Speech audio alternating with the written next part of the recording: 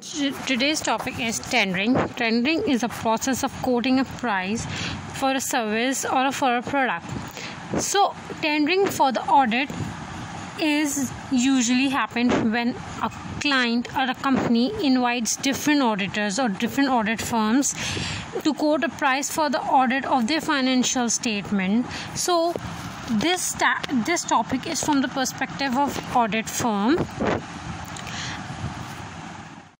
So, considering this topic from the perspective of the audit firm, there are multiple things that need to be considered. But before, this topic will be divided into two parts. The first is accepting a new audit client, and second is accepting non-audit service from an existing client. So, tendering can be the part of both. Obviously, you can get the invitation from a new client that you are going to perform the audit, and you can get the that management is willing to provide information and explanation to the audit team and will not hinder their conduct of the audit. The three prerequisites should be: first, management should acknowledge these three responsibilities before the audit is accepted. The three responsibilities are: financial statement are prepared in accordance with the laws and regulation or IS or IFRS, implementation of internal control, and third, that the auditor is going to have access to all the records, information and evidence. Now the fourth is deadlines. What are the deadlines to complete the audit? Deadline should be realistic and should be carefully caused that the audit firm will be able to complete the audit in the specified time. The next is competence. Audit firms competent versus the company or versus the industry. Whether we have competence to do the audit of airline, whether we have competence to do the audit of banking industry. Now the next is ethical issues.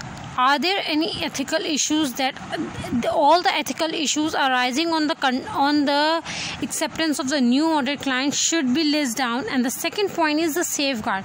So each ethical issue and their safeguard should be considered. If any of the ethical issue, for example like advocacy threat, then obviously the audit client is going to be politely declined. And the most important factor is fees. What is going to be charged? So, matters to consider when a firm is invited to a tender accepting a new audit client.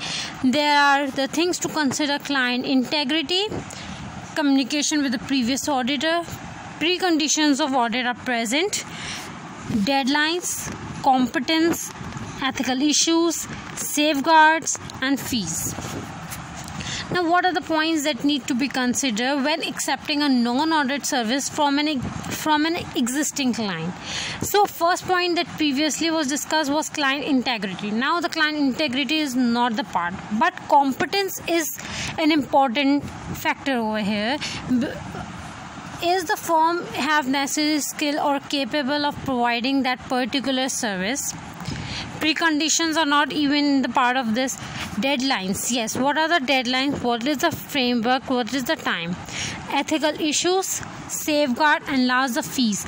So when accepting a non-audit service from an existing client, these 5 factors need to be considered: competence, deadline, fees, ethical issues, and obviously the safeguard. So after the tender is received, tender is an invitation. Tender is an invitation to the bidding. Now, after the tender is received, the audit firm is not going to produce a proposal document. So, in response to tender, the firm would send a proposal document to the client. The content of proposal document are as follows. First there will be 4 points that will be covered in the proposal document. The first is fees and basis of fees. Yes, you are going to justify the fees you are going to charge. What is the fees and how are you going to charge your client? The second is responsibilities of auditor towards the client. Now you are going to clarify your responsibility in the proposal document in order to avoid any miscommunications and any disputes. The third is outline of the firm, means your profile of your firm. You are going to give an overall review of the firm. Give an overall review of the firm. This outline of the firm will include like your service provided. You provide audit, but you also provide non-audit services, and you will highlight your specialities and expertise. Like for example, you are offered to do a audit of a bank. Now you will be highlighting that we have an experience of doing audit of banking industry for the 10 years. Or you will highlight the firm, we have geographical spread and we are international audits. And the fourth is, how will the firm meet the client expectation? There are certain expectations that will be highlighted in the tender document. Now in the proposal document, you will respond to each expectation of client, that how you are going to do. You are going to say, for example, the deadline is an expectation of the client. So you are going to address that, how you are going to address this expectation of deadline. For example, you are going to employ more resources, a larger audit team to complete the audit in the specified time. For example, the expectation of client is that audit is going to be a smooth, or it's going to be a quick. You are going to tell the softwares you have that will help you to implement or conduct the audit smoothly. So proposal document is the response of the tender, and it will cover the following content. It is a minimum content: fees, basis of fees. Second is responsibilities of auditor. Third is outline of the firm, and fourth is how the firm is going to meet client's expectation.